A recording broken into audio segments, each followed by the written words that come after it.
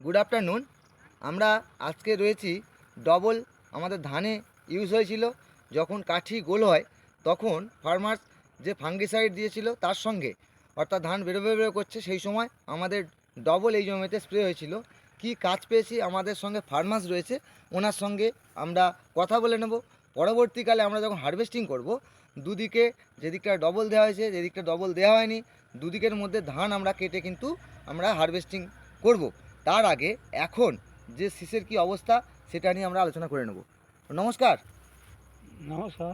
আচ্ছা, আপনার এই দিকটায় ধানে কি দেওয়া হয়েছিল? এটা ডবল দেওয়া হয়েছিল। ডবল দেওয়া ছিল, হ্যাঁ। একটু জোরে বলবেন। ডবল দিয়ে কি হ্যাঁ। কাজ পেয়েছেন? ডবল দিতে দেখা গেল যে আমাদের ধান পুষ্টি ভালো হয়েছে, আচ্ছা, আগলার ভাগটা কম হবে। কম হবে।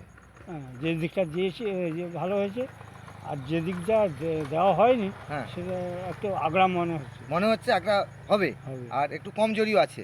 এবং শীষের কালার কেমন দেখছেন? শীষের কালার ভালো। ভালো। হ্যাঁ। তাহলে আপনি এবছর ধান আশা করছি যে দিকটা দেওয়া হয়েছে বেশি পাবেন। হ্যাঁ। বেশি পাবেন। হ্যাঁ। সুতরাং এই ডবল নিয়ে আরও 5জন চাষিকে আগামী দিনে কি বলবেন? কাজ ভালো পেয়েছি। কাজ ভালো পেয়েছেন? কাজ ভালো পেয়েছি বলবো। কাজ ভালো পেয়েছেন বলবেন, ঠিক। তো আপনার নামটা একটু বলুন। আমার নাম মুরারি বাগ। মুরারিবাগ। আমরা মুরারিবাবুর সঙ্গে কথা বলে নিলাম। তো আপনি যখন বোরো চাষ করবেন তখনও তো ডবল দেবেন নাকি? হ্যাঁ, তখনও ডবল দেবো। তখনও ডবল দেবেন। তাহলে আপনি ডবলের কাজটা দেখে নিয়েছেন। হ্যাঁ। পরবর্তীকালে আপনি শুধু এই ধানে নয়, অন্যান্য সবজিতেও ট্যাঙ্কিতে 10 ml হিসেবে ব্যবহার করবেন আমাদের এই গোদরেজের ডবল। হ্যাঁ। ঠিক আছে? হ্যাঁ। ধন্যবাদ আপনাকে।